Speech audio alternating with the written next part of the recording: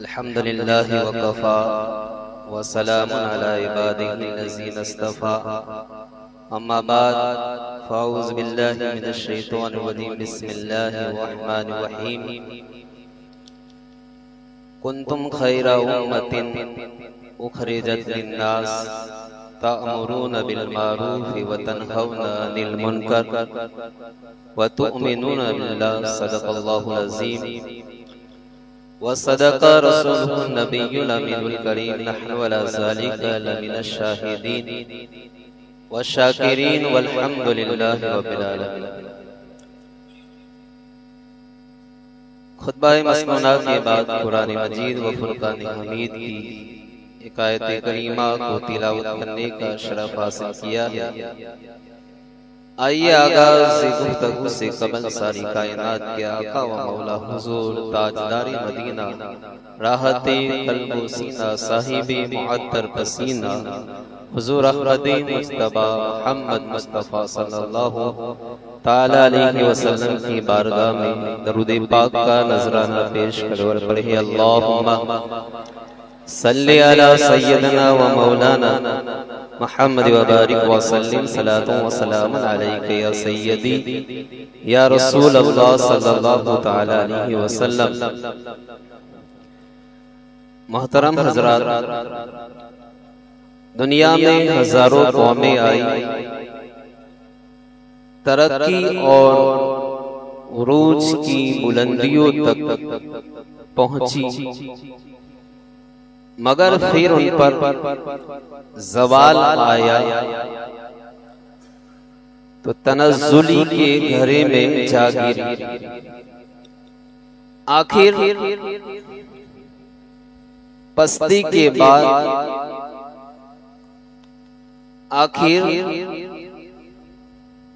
उरूज के बाद ज़वाल, बुलंदी के बाद पस्ती और कामयाबी के बाद नाकामी क्यों होती?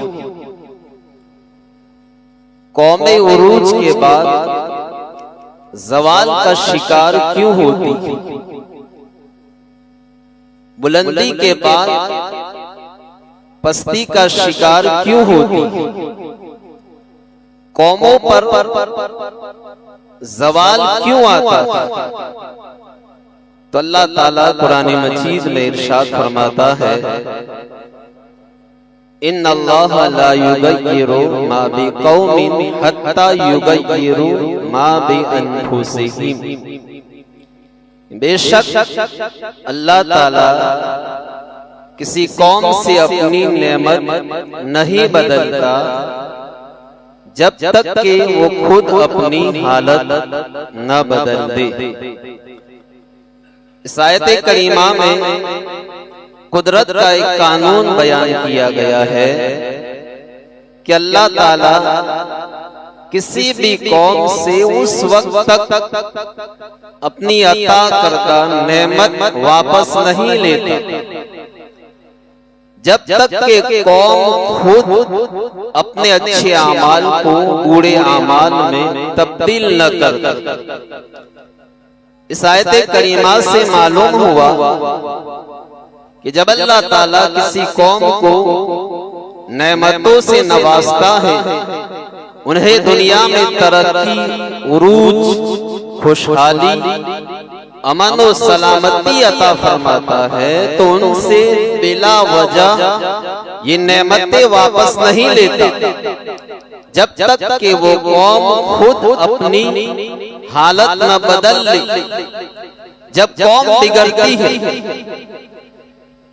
अच्छे आमाल की जगह बुरे आमाल करने लगती, तकवा की जगह गुनाहों का रास्ता इख्तियार करती, शुक्र गुजारी की बजाय नाशुक्री करती है, इबादत की बजाय मासियत में मुब्तला होती है, तो कौमों की इज्जत को जिल्लत में, उरूज को ज़वाल में, खुशहाली को तंगदस्ती में और कामयाबी को नाकामी में तब्दील कर दिया जाता। दुनिया में हजारों कौमें आई, उन्हें तरक्की, उरूज, खुशहाली और कामयाबी की नेमतों से नवाजा, मगर जब उन्होंने नाफरमानी की तो उन्हें निशाने इबरत बना दिया। चंद मिसालें पेश करता हूं। बनी इसराइल के कुछ लोग समंदर के किनारे ऐला नामी गांव में रहते थे और ये सब माहीगीर थे। समंदर से मछलियां पकड़ते, बेचते और अपनी रोजी का एहतिमाम किया करते थे।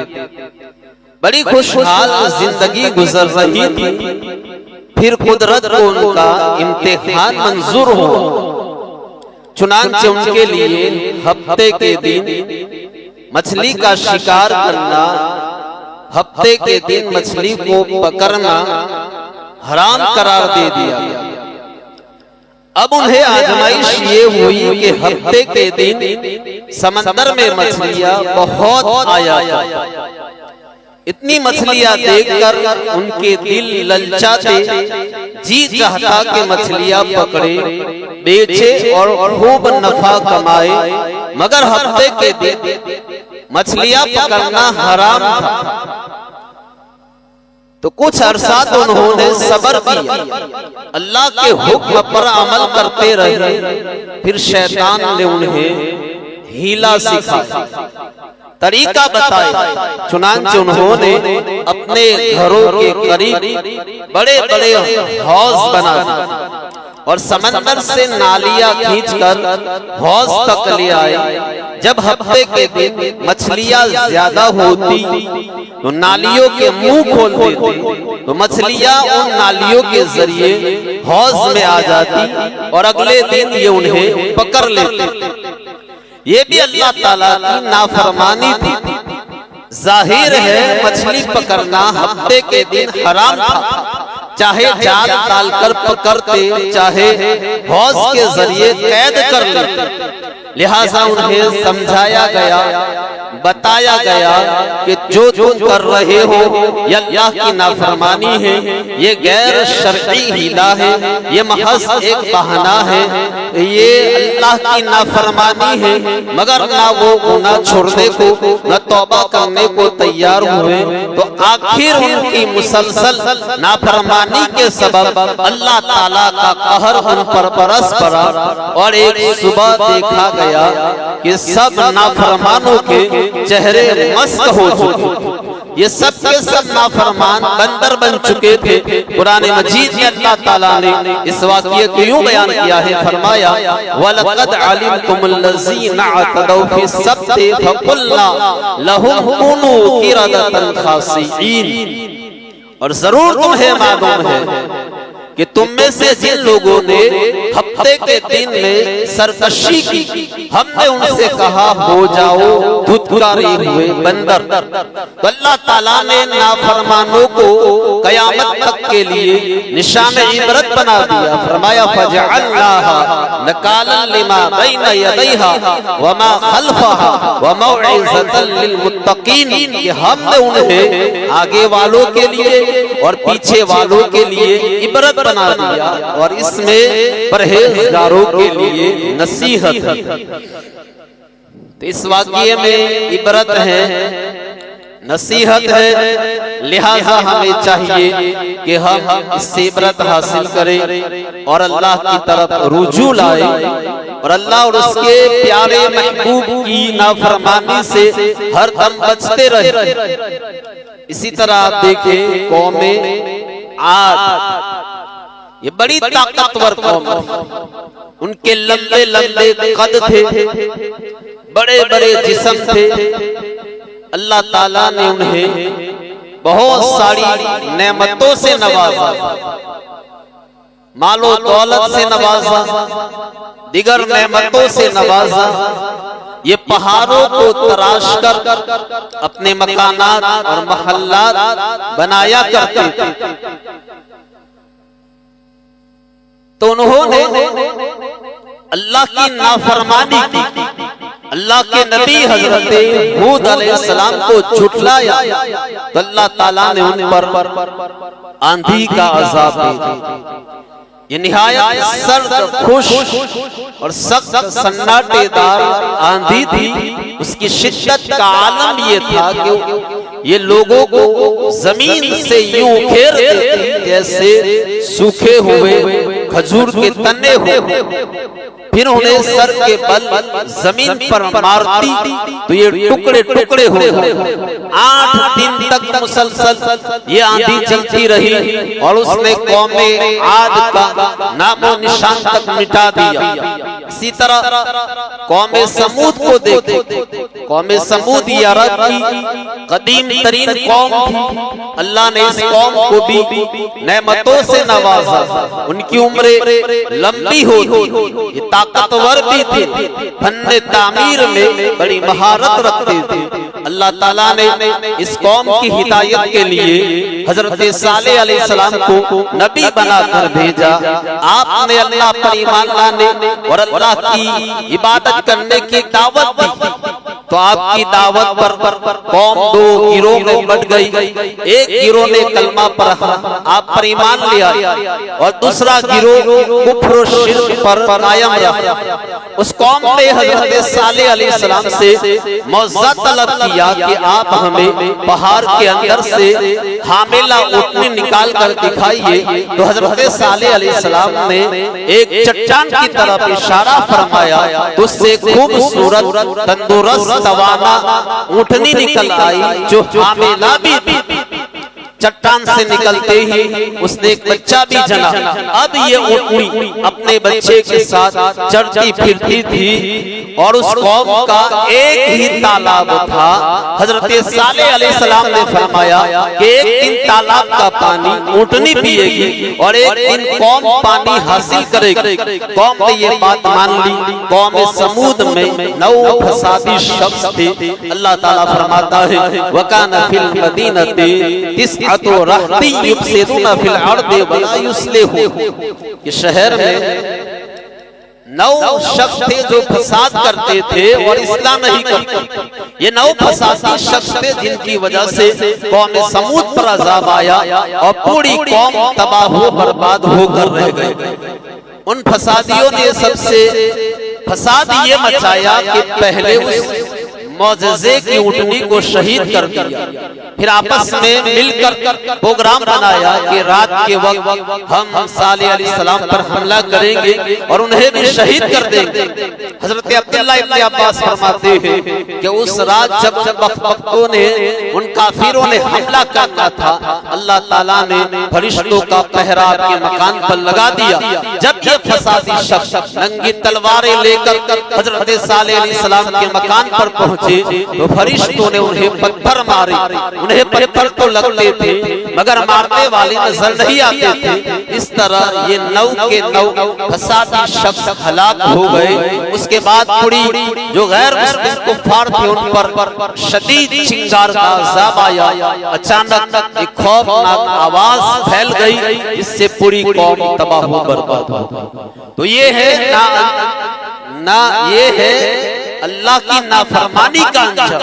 अल्लाह ताला बड़ा मेहरबान है, वो मोहलत देता है, सुधरने के मौके फराहम करता है। मगर जो नहीं सुधरते, नाफरमानी पर कायम रहते हैं, गुनाहों पर दिलेरी दिखाते हैं, वो खुद अल्लाह के गज़ब को दावत देते हैं। हज़रात गिरामी, अल्लाह ताला का फजल है कि इस उम्मत को अल्लाह ताला अपने महबूब के सदक़े रुस्वा नहीं करता। गुनाह हम भी करते हैं मगर हम पर पिछली कौमों की तरह इज्तिमाई अज़ाब नहीं आता, हमारे चेहरे नहीं निगारे जाते, हमें जमीन में धसाया नहीं जाता, हमें बंदर और खंजीर नहीं बनाया जाता। पहली उम्मतें जब नाफरमानी करती थी उन्हें जमीन में धसा दिया जाता, चेहरे बिगाड़ दिए जाते थे, कोई खंजीर बन जाता, कोई कुत्ता बन जाता। लेकिन अल्लाह का करम है कि अल्लाह ताला ने इस उम्मत से ये अज़ाब दूर कर दिए है प्यारे आका की वजह से। लेकिन इस उम्मत का अज़ाब रूहानी खस्ब और रूहानी मस्क है, यानी अल्लाह ताला जमीन में नहीं धसाएगा, चेहरे नहीं बिगाड़ेगा, लेकिन अल्लाह ताला दिल बिगाड़ देता है, दिलों को पलट देता है, दिलों को उलट देता है। शाह फरमाया वनुक़ल्लिबु अफ़ईदतहुम व अबसारहुम, और हम फेर देंगे उनकी निगाहों को और उनके दिलों को। इस उम्मत पर रूहानी अजाब आते हैं, यानी दिल बिगाड़ दिए जाते हैं। और हकीमुल उम्मा मुफ्ती अहमद यार खान नईमी रहमतुल्लाह ताला अलैहि फरमाते हैं कि दिल के बिगड़ने की 3 निशानियां, दिल के बिगड़ने की 3 निशानियां हैं। पहली निशानी ये है कि इबादत में लज्जत न मिलना, दूसरी निशानी है गुनाह से खौफ न करना, और तीसरी निशानी है किसी की मौत से इबरत न पकड़ना। अब इन तीनों निशानियों को सामने रखकर अपने दिल का जायजा ले और गौर करे तो आज हमारी भी यही हाल है। गुनाहों में ऐसी लज्जत मिलती है कि वक्त गुजरने का एहसास नहीं होता, नमाजों में दिल नहीं लगता है, गुनाह करते हुए हमें अल्लाह का खौफ नहीं, अलल ऐलान गुनाह करते। हम हजारों जनाजे देखते हैं, उठाते हैं कंधे पर, कब्र में उतारते हैं, इसके बावजूद हम इबरत हासिल नहीं करते। मोहतरम हजरात, ये रूहानी अजाब है। ये अजाब जो है रूहानी खस्फ और मस्क है कि हमारे चेहरे नहीं बिगाड़े जाते, शक्लें तब्दील नहीं की जाती, जमीन में धसाया नहीं जाता, लेकिन हमारे दिल बिगाड़ जा चुके हैं। और उसके रसूल की नाफरमानी का सबब तबाही और बर्बादी है, सवाल है, जिल्लत है, रुसवाई है। जब कोई बंदा अल्लाह की इताअत करता है तो अल्लाह ताला उससे राजी होता है और अल्लाह ताला उसे बरकतें अता फरमाता है। और जब कोई बंदा नाफरमानी करता है तो अल्लाह ताला उससे नाराज होता है और उस पर लानत बरसाता है और फरमाता है कि मेरी लानत 7 पुश्तों तक पहुंचती है। मोहतरम हजरात, जब कौम में अय्याश हो जाती है, ऐश परस्त हो जाती है, हद से आगे निकल जाती है, तो फिर उन पर अजाब उतरता है और उन्हें सजा दी जाती है। फिर दुनिया की कोई भी ताकत उन्हें तबाही व बर्बादी से नहीं बचा सकती। दरूद पाक पढ़िए, अल्लाहुम्मा सल्ली अला मौलाना मुहम्मद व बारिक व सल्लिम सलातु व सलाम अलैका या सय्यदी या रसूल अल्लाह सल्लल्लाहु अलैहि वसल्लम। मोहतरम हजरात, सवाल ये पैदा होता है कि आज हमारी कदर व कीमत क्यों नहीं, आज नुसरत खुदावंदी हमें हासिल क्यों नहीं, ताईद खुदावंदी क्यों हमें हासिल नहीं, आज हमारी हिफाजत क्यों नहीं की जाती, आज हम जलील क्यों हो रहे हैं, रुसवा क्यों हो रहे हैं। मोहतरम हजरात, आप जानते हैं कि दुनिया में हर चीज का कोई ना कोई मकसद हो, जब तक वो चीज अपना मकसद पूरी करती रहे तो उसकी कदर व कीमत होती, उसकी हिफाजत की जाती है। और जब वो चीज अपना मकसद पूरा करना बंद कर दे तो ना उसकी कदर व कीमत होती है, ना उसकी हिफाजत की जाती। मिसाल के तौर पर एक कलम को देखिए, कलम का मकसद लिखना है, जब तक कलम लिखता रहे लोग उसे सीने से लगाकर उसकी कदर व कीमत होती, उसकी हिफाजत की जाती है। और जब कलम लिखना बंद कर दे ना उसकी कदर व कीमत होती, ना उसकी हिफाजत की जाती है, ना उसे सीने से लगाया जाता।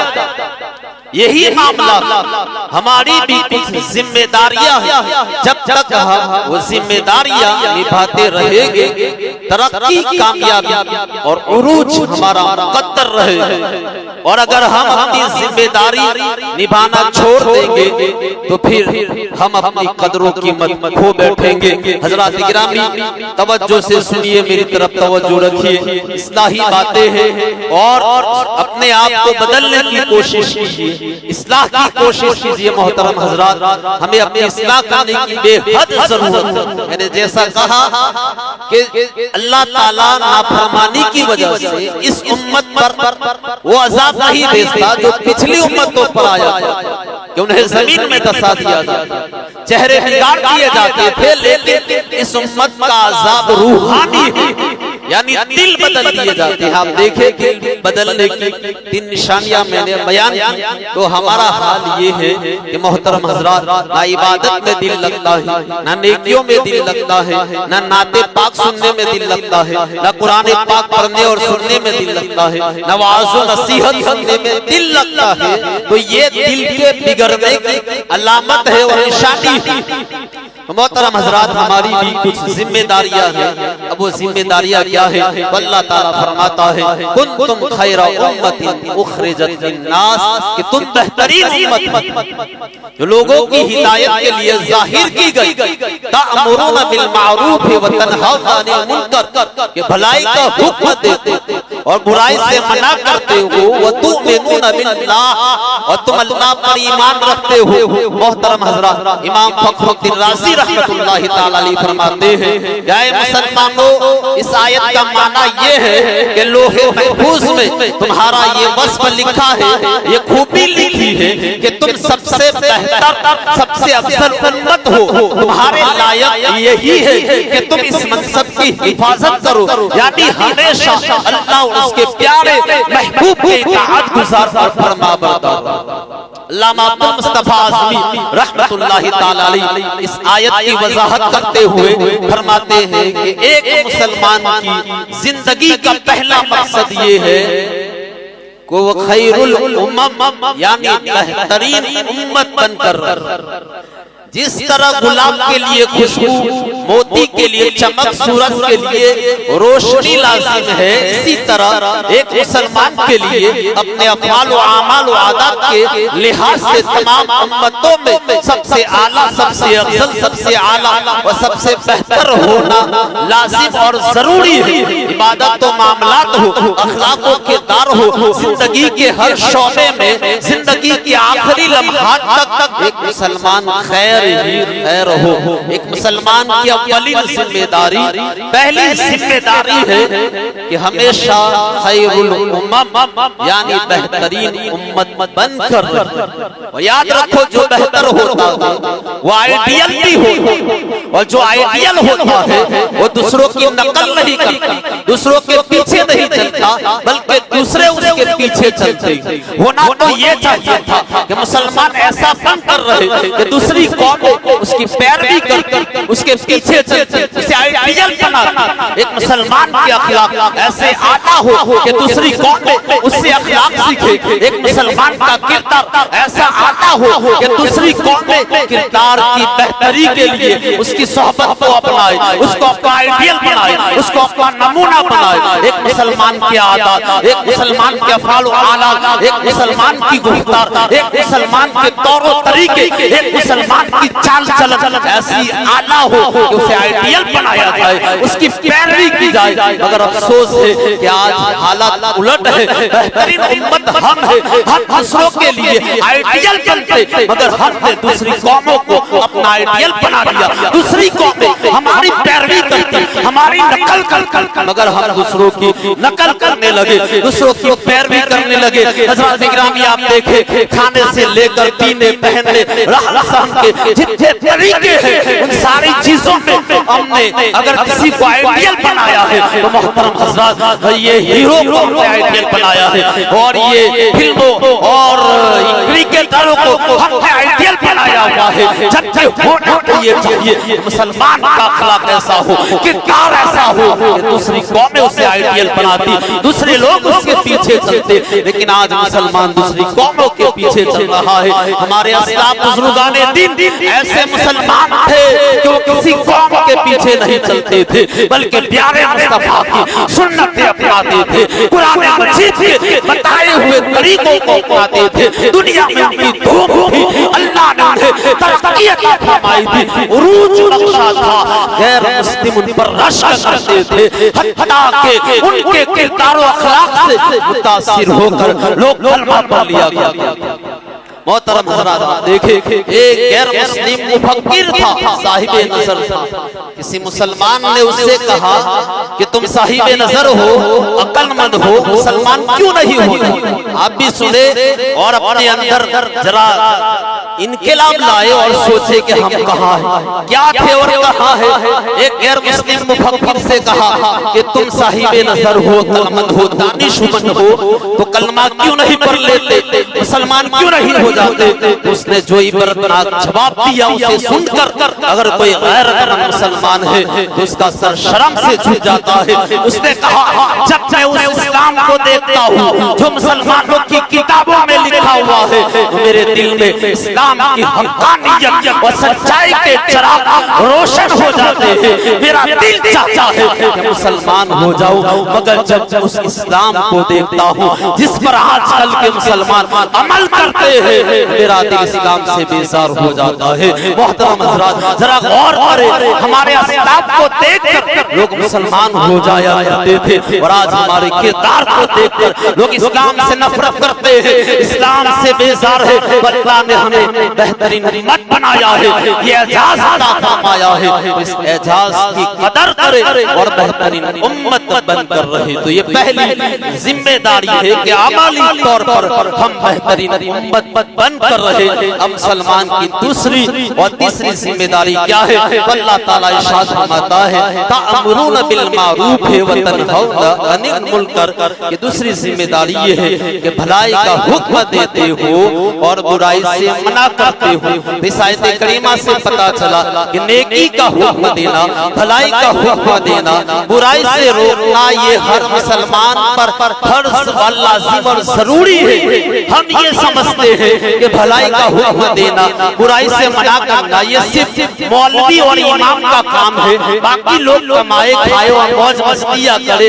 याद रखो हर मुसलमान पर लाजिम है वो अच्छी बातों का हुक्म दे, बुराई से मना करे। सरकार अलैहिस्सलाम ने इरशाद फरमाया कि जब लोग अल्लाह के हुदूद में सुस्ती करने वाले की मिसाल उन लोगों की तरह है। गौर से सुनिए, हुजूर ने क्या खूब मिसाल दी है कि फरमाया कि अल्लाह के हुदूद में सुस्ती करने वाले की मिसाल उन लोगों जैसी है जो जहाज में सवार हुए। जहाज दो मंजिला है, दो माल का है, फिर उसमें उन्होंने कुरानदाजी की, यानी चिट्ठी जिसको हम कहते हैं उछाली, कुरानदाजी की। तो बाज के हिस्से में नीचे का हिस्सा आया, बाज के हिस्से में ऊपर का हिस्सा आया। बस नीचे वालों को पानी के लिए ऊपर जाना होता था तो उन्होंने उसे जहमत समझा, तकलीफ समझा, तो एक कुलाड़ी लेकर कश्ती के जहाज के निचले हिस्से में सुराख करने लगे। अब ऊपर वाले के पास आए, कहा तुम्हें क्या हो गया है, सुराख क्यों करते हो?